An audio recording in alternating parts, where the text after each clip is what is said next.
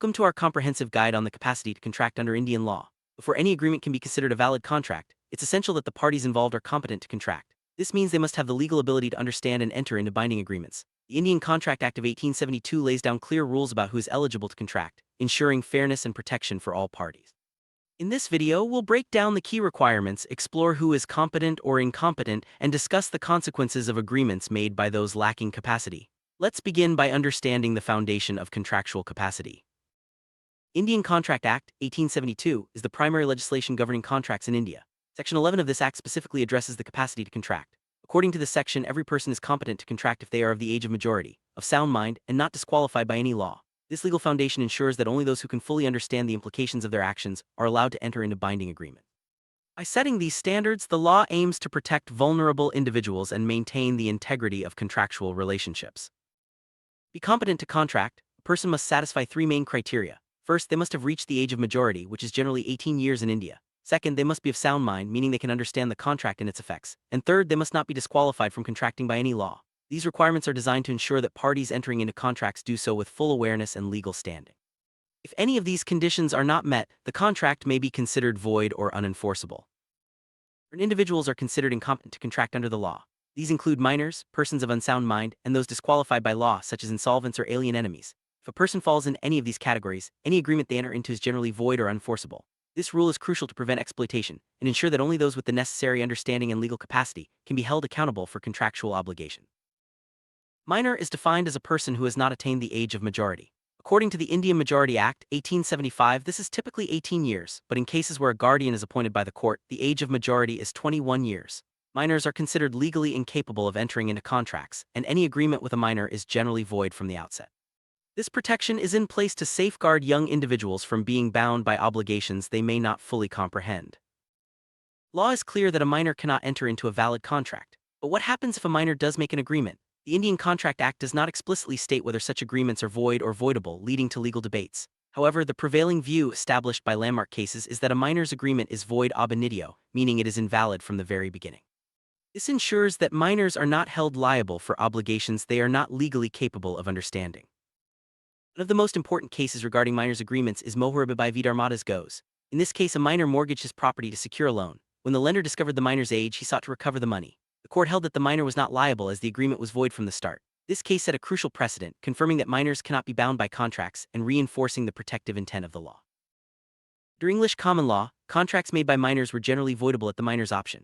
However, the Infants Relief Act of 1874 made certain types of contracts absolutely void, such as those for repayment of loans, supply of non-essential goods, and accounts stated.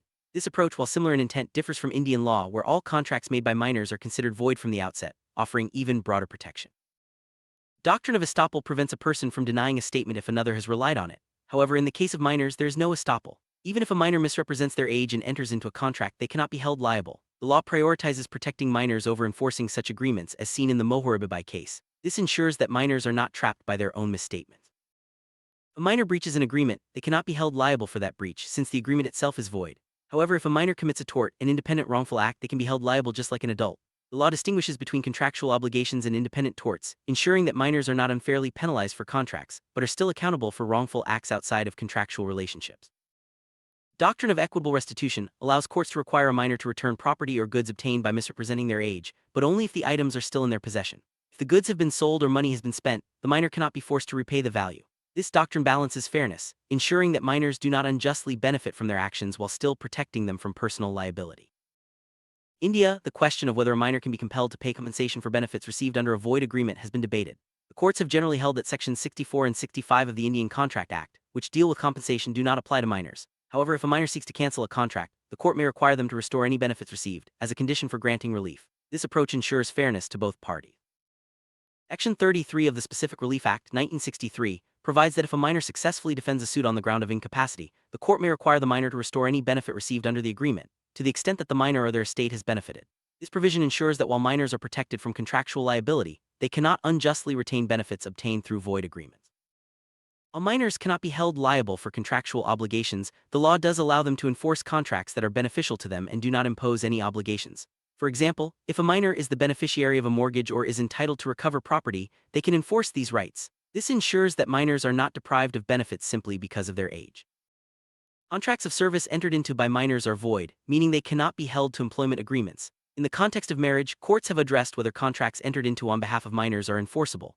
Generally, contracts of marriage made by guardians may not be enforced if they are not in the minor's best interest, reflecting the law's protective stance toward minors. When a minor's guardian enters into a contract on the minor's behalf, the contract is only enforceable if it is for the minor's benefit. Courts carefully examine such agreements to ensure they serve the minor's interests. If not, the contract may be declared void, as seen in cases where minors sued for specific performance but were denied relief because the contract was not advantageous to them. A person who enters into an agreement as a minor cannot ratify or validate that agreement after reaching the age of majority. Ratification would relate back to the original contract, which was void from the start. Even if a new agreement is made after attaining majority, it is not valid if based on consideration received during minority. This rule prevents minors from being bound by past void agreements. Section 68 of the Indian Contract Act provides that if a minor is supplied with necessaries suited to their condition in life, the supplier is entitled to be reimbursed from the minor's property, but not personally from the minor. Necessaries are not limited to basic needs like food and clothing, but include anything essential to the minor's status and requirements, such as education or medical expenses. The courts decide what qualifies as a necessary based on the minor's circumstances.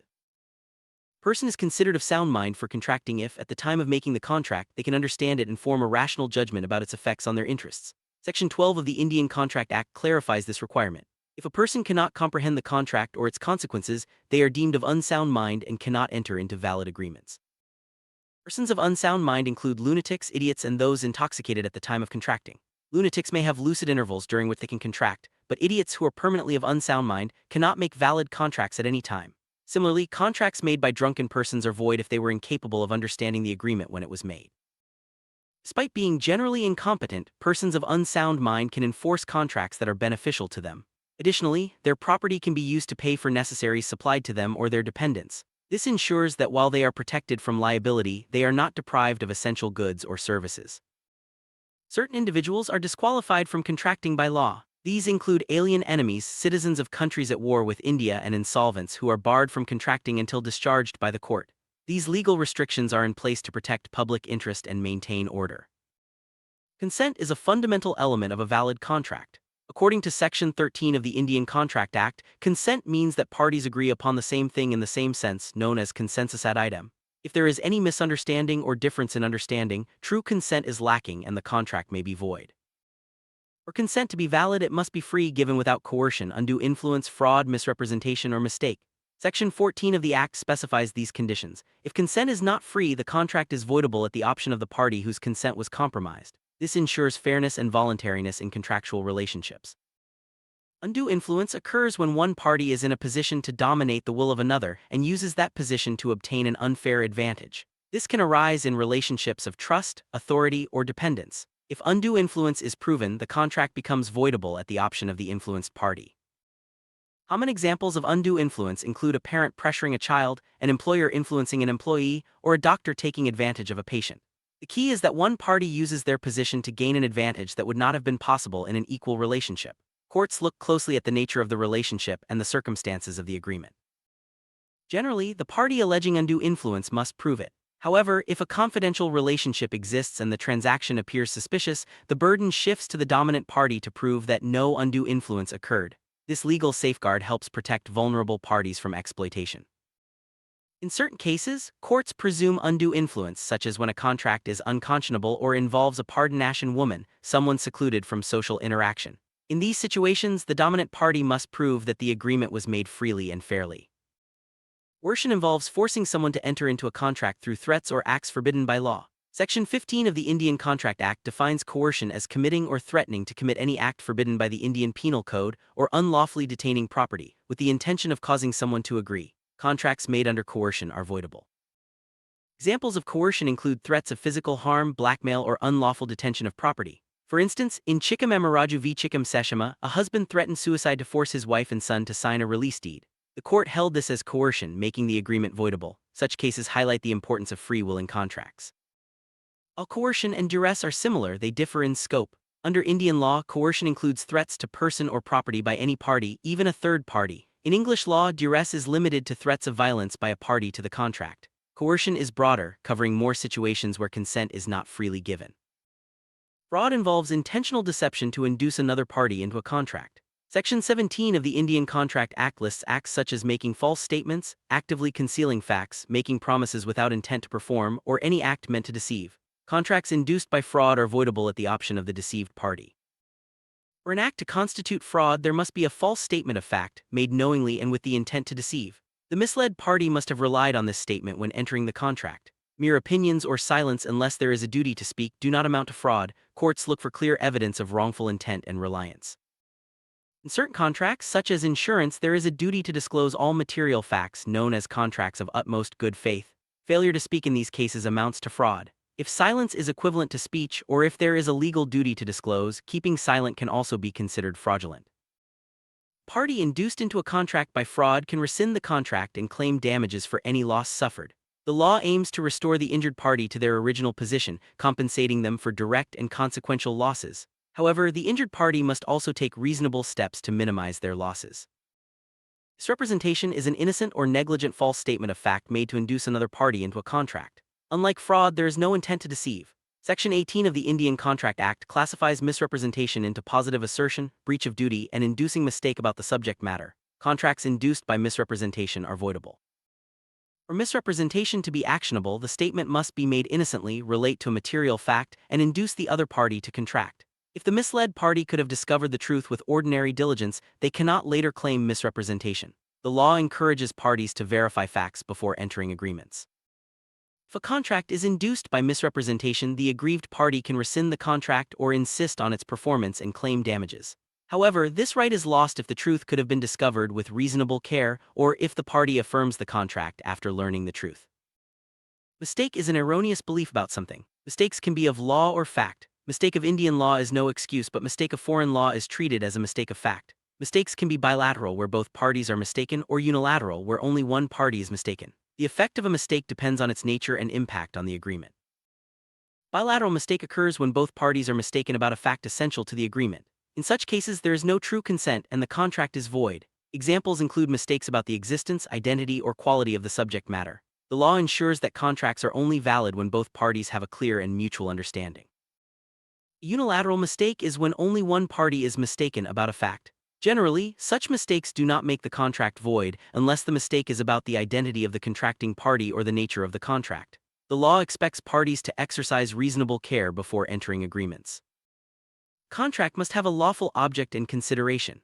If the object or consideration is forbidden by law, fraudulent, immoral, or opposed to public policy, the agreement is void. Section 23 of the Indian Contract Act outlines these requirements, ensuring that contracts serve legitimate and ethical purposes.